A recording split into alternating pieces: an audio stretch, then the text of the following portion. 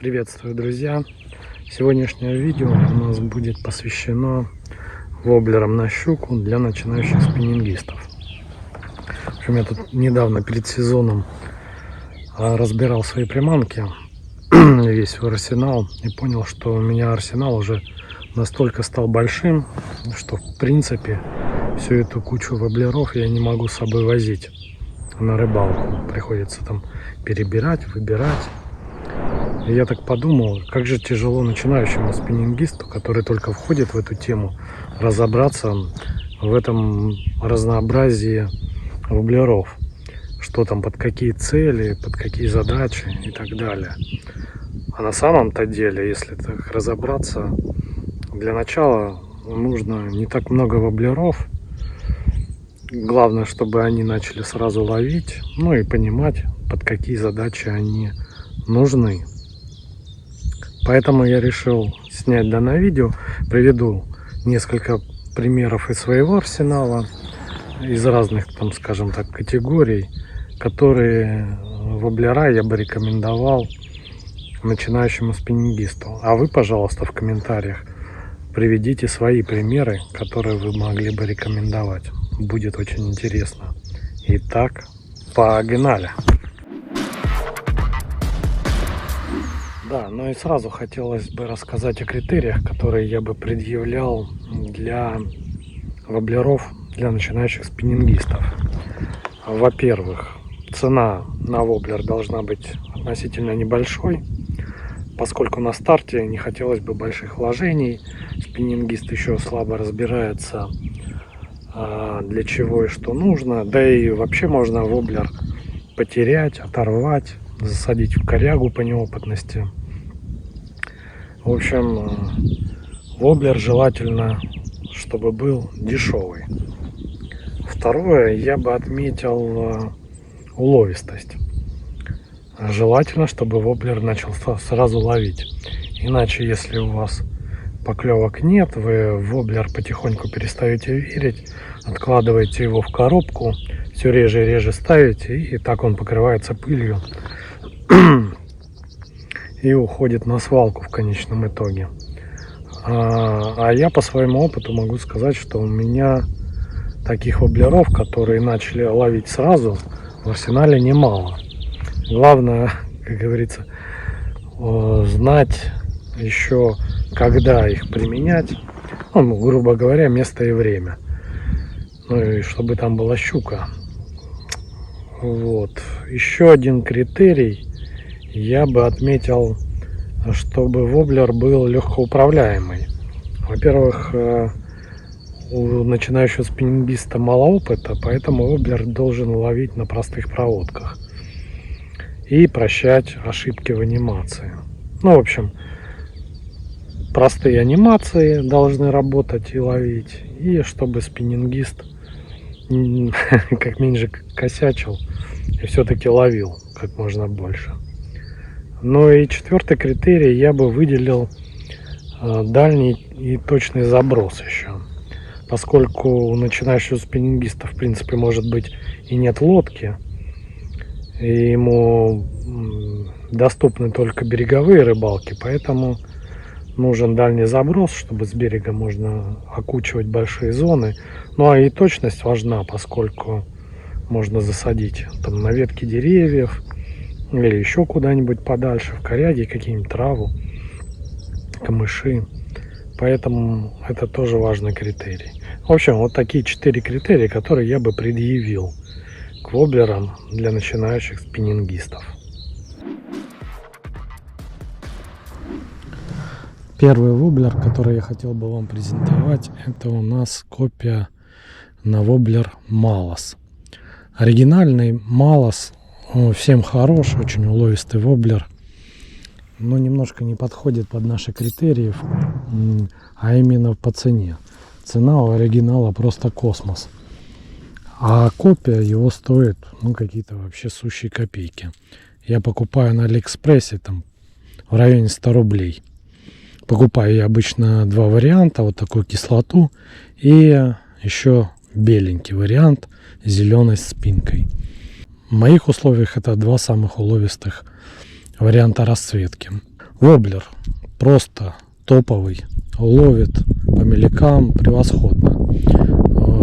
Кто следит за моим каналом, у меня на канале очень много видео, посвященных этому воблеру. Он у меня входит в различные рейтинги, занимает там первые места. Ну, в общем, по меликам прям отлично ловит. И не только по меликам, еще варианты такие, как, например, если высокая трава и вот этот есть небольшое пространство между травой и поверхностью воды, тоже отлично облавливает над травой.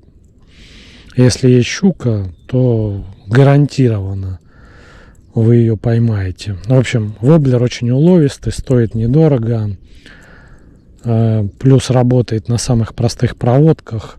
У меня вот лучше всего работает простая равномерка, не быстрая. Также можно ловить на стоп-н-го. Легенький твичинг ему подходит. Но вот сколько я не пробовал, вот весь мой опыт говорит о том, что простая равномерка, не быстрая, просто облавливает все остальные. В общем, а что еще нужно, как говорится, новичку? Забросил и просто мотай катушкой. И жди, пока клюнет щука. Кроме этого, обладает отличным забросом. Весит он в районе там 11 грамм. Но такая еще у него каплевидная форма, обтекаемая. Соответственно, на забросе он практически никакого сопротивления воздуха не получает. Летит как пуля. Очень дальний, четкий, точный заброс. Кстати, я не знаю, почему многие говорят, что это не воблер, а поппер.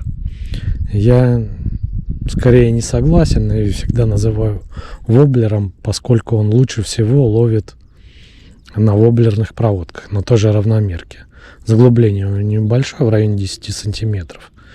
Максимум можно, наверное, на 20 загнать, если кончик удилища опустить под воду. Но попперная проводка тоже есть, но он как поппер проигрывает таким именно настоящим поппером. В этом плане он как бы не супер уловистый. Именно хорошо работает как воблер. Плюс еще он очень хорошо проходит по траве. У него такая бочкообразная форма, и он передней частью траву раздвигает и как бы проскальзывает. Вот если вы видите, я, кстати, передний тройничок снял, и тогда он вообще очень сильно проходимый, как бульдозер. Практически через любые джунгли проходит. Задней, передней частью, понятно, раздвигает траву, а задний тройничок прячется за его телом. Кстати, можно поставить тройнички побольше. Это вот оригинальные, но они такие, довольно-таки маленькие и слабенькие. Если трофей клюнет, может разогнуть. Поэтому, если особенно оставляете один тройник, можно его увеличить. Ну, в общем, все, что я хотел и рассказал. Очень рекомендую. Воблер мега уловистый. Новичку самое то.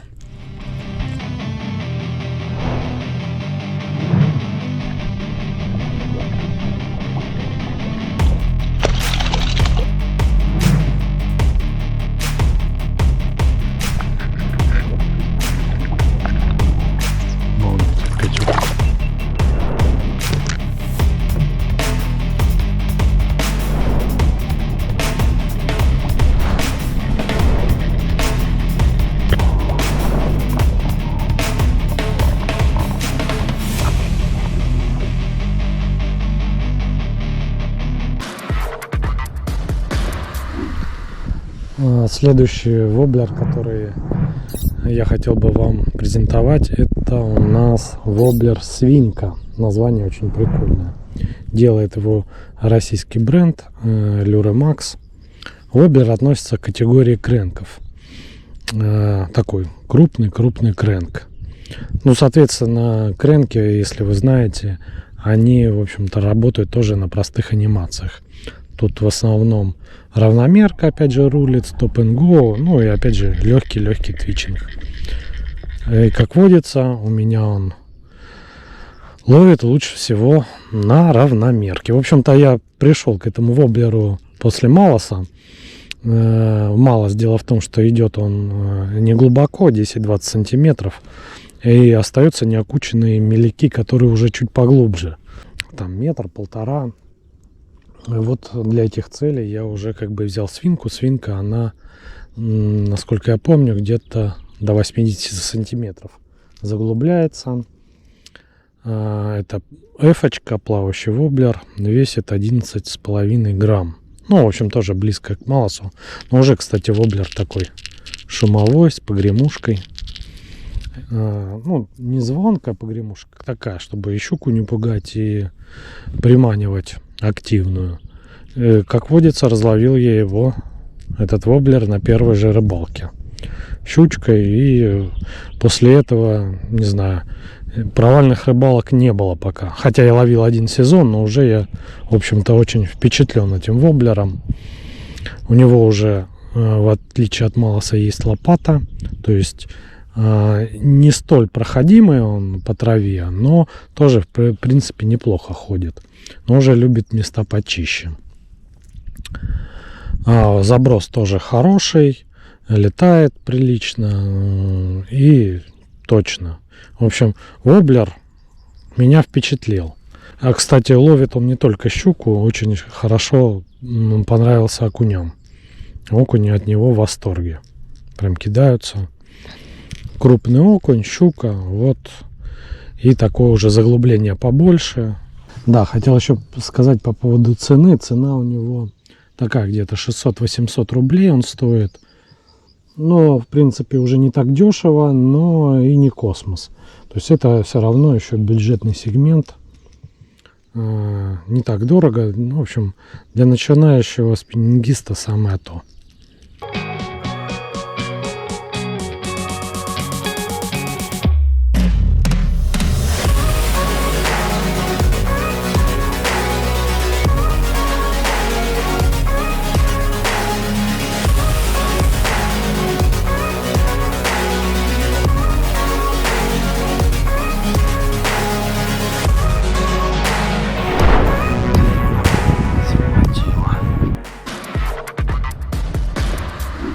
Следующий воблер — это у нас уже миножка. И уже более глубокий воблер. Идет дальше по заглублению. То есть этот воблер до 1,3 метра. Называется это Ратри 102 СП. Весит он 13 грамм. Ну, такая отличная миноха. Ну, кто ловил миножками, понимает, что самая лучшая анимация у нее — это рывковая проводка, но также работает и на равномерке, также Stop and Go, но лучше всего, конечно, отзывается на твичинг. Твичинг уже такая более сложная проводка, начинающим не всегда подходит, не всегда не понимают. Да я сам себя вспоминаю, то есть в самом начале я не понимал, как нужно дергать. В общем, получалось что-то несуразное. Но именно вот Ратри, почему я его рекомендую, он на твичинговой проводке, во-первых, легко контролируемый, когда ты его хорошо чувствуешь, легко управляемый, ну и, в общем-то, прощает ошибки в анимации. Отличный вариант для начинающего спиннингиста, чтобы учиться твичингу. Как раз вот такой воблер нужен. Ну и опять же, я его разловил на первой же рыбалке. Он вот на твичинге, он реально как магнит собирает всю щуку, поэтому подходит под роль разведчика. Частенько я его так и использую. То есть, если щука не клюет, ставлю Ратри и ищу. Нахожу щуку, ну а там уже можно и долавливать и другими воблерами, ну, экспериментировать. Ну, Ратри просто огонь. Кстати, вот у меня вариант в кислотной расцветке. У меня есть разные цвета. Но кислота, я вот в последнее время стал поклонником. Почему-то лучше всего работает. Может, потому что я в нее больше верю, не знаю. Но вот кислотные варианты у меня всегда ловят. У него еще такой точка атаки тут по центру. Щуке такое частенько нравится. Да, и воблер тоже уже такой шумовой. Погремушка похожа, как у свинки.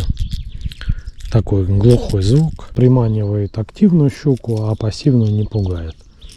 В общем, всячески рекомендую. Воблер. Огонь. Ну стоимость у него что-то там в районе 800-900 рублей. Ну, до 1000. То есть, в принципе, еще это бюджет. Так что подходит нашу категорию. Заброс тоже очень хороший.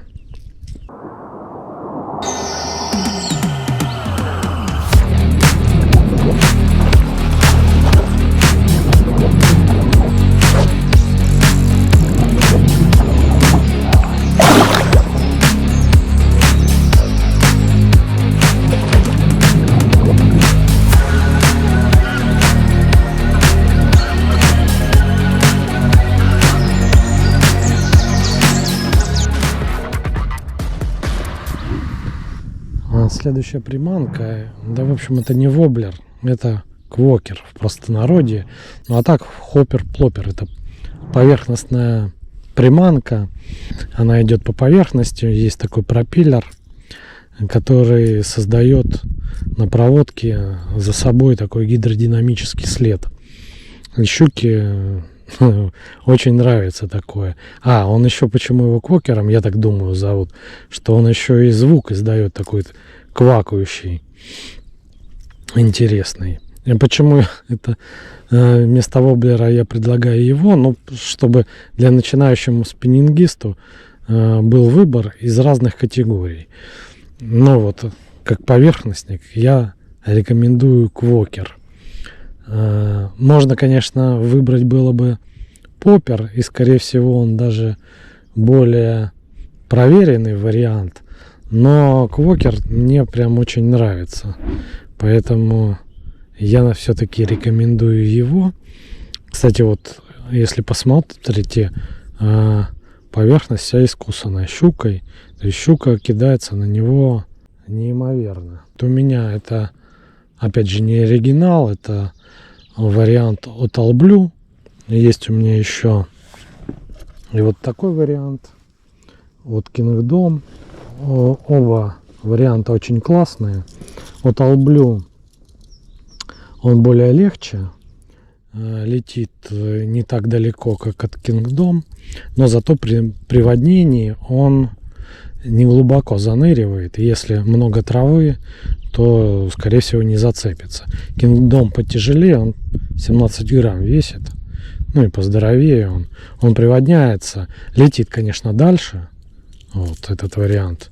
Но может цеплять травку. Он как бы работает, эта приманка, не везде. Нужно проверять. Но если есть отклик от щуки, ну вы не пожалеете, что эту приманку приобрели. Просто начинается такой цирк. Щука за ним вылетает, делает свечки. Кидается как бешеная. Ну вот кто ловил на поверхностные приманки, я думаю, никогда этот вид ловли не забудет. Есть еще более дешевый вариант, no-name, скажем так, на Алиэкспрессе. Но я вам его не рекомендую. У него вот эта вот ось проволочная. Проволока довольно-таки хлипкая. И щука при поклевке может погнуть. А если ось погнулась, то уже клинит вот этот пропеллер. И уже щука, естественно, не реагирует. Не происходит этот квак. Но вот от All Blue проволока хоть и крепче, но если сядет трофей, то тоже, в принципе, может такое произойти. Но все равно гораздо надежнее. То есть, в общем-то, самый дешевый этот вариант я бы не рекомендовал. Но рекомендовал бы, скажем так, только в одном случае, если вы хотите попробовать. Половить и посмотреть, есть ли на ваших водоемах отклик от щуки. Ну а потом заказать уже более дорогой вариант. На дешевом, кстати, еще там и краска кусками буквально отваливается. Но вот этот вариант, он самый неубиваемый. Это от Kingdom. Здесь буквально не проволочная ось. Тут вот это тело, а в нее вкручен буквально практически саморез вот это. То есть очень толстый, он ни при каких обстоятельствах не погнется. Поэтому вот это неубиваемый вариант. Кстати, у него еще отличие такое. Есть дырочка в пропеллере, что еще сильнее как бы этот гидродинамический след усиливает. И щука балдеет. В общем, рекомендую Квокер. Кто любит поверхностные приманки. Кстати, посмотрите, у меня на канале тоже видосики есть. Прям огонь. Про ловлю на Квокер. Рекомендую.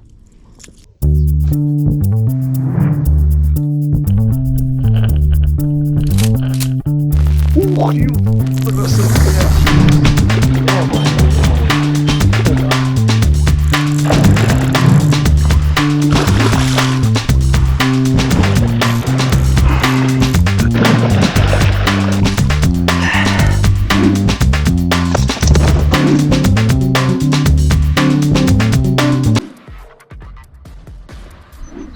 следующий воблер и следующая, скажем так, категория, это у нас шед. Называется он бета-шед, делает его Pontoon 21. Но это уже как бы воблер оригинал. И, ну скажем так, он уже по цене не совсем подходит. Хотя изначально этот воблер был очень дешевый у нас. Ну, там в районе 600 рублей его покупал. Но сейчас цена сильно выросла. Ну, то есть он, во-первых, он стал редким. Его, когда он там появляется, его разбирают очень быстро. Ну, соответственно, спрос рождает предложение. И цена уже где-то там 900, 1000, 1200 даже. Вот так бывает. Воблер, конечно, легенда. Он у многих известных спиннингистов входит в топы различные. Тоже он таких для меляков. Заглубление у него в районе 40 сантиметров. Применены в нем различные запатентованные технологии от Pontoon 21. То есть там и балансировка отличная, и система дальнего заброса, летает он прекрасно. И ловит он просто неимоверно. Это вот реальный магнит для щуки. Но, скажем так, воблер тоже не без недостатков. Ну, самый первый недостаток — это у него лопата.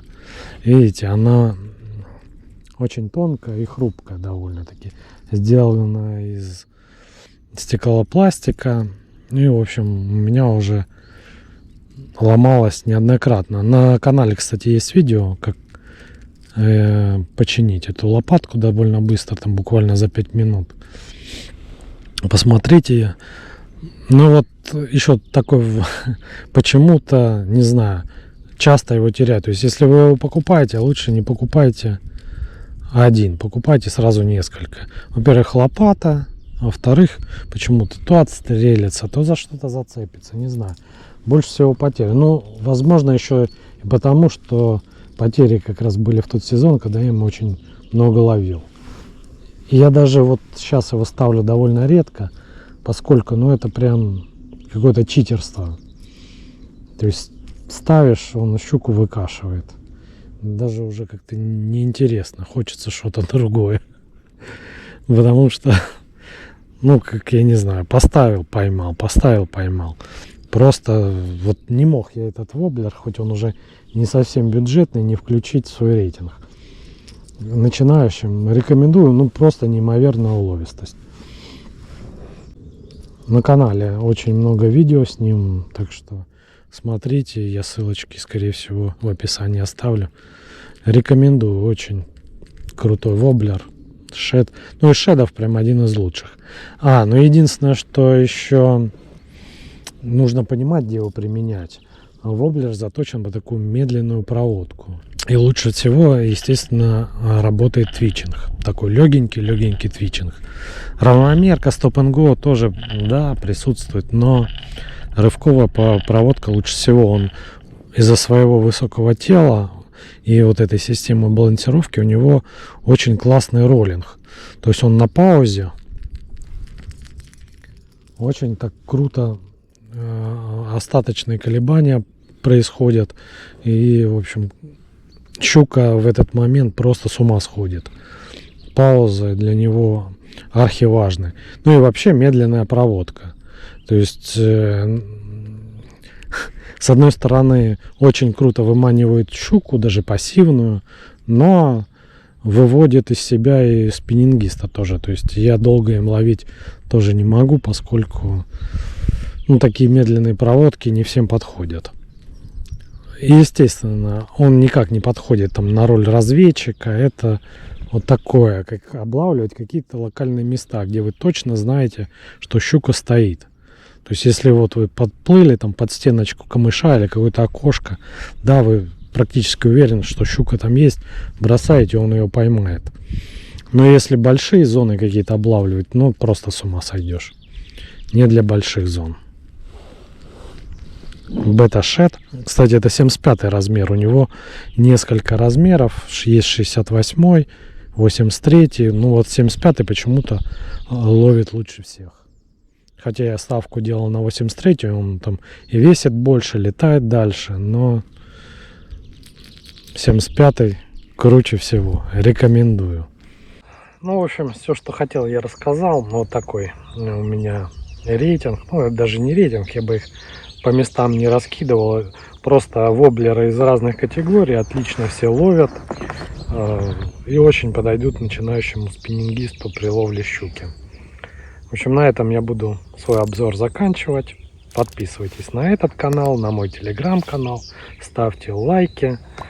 А у меня на этом все. Всем счастливо. Всем пока.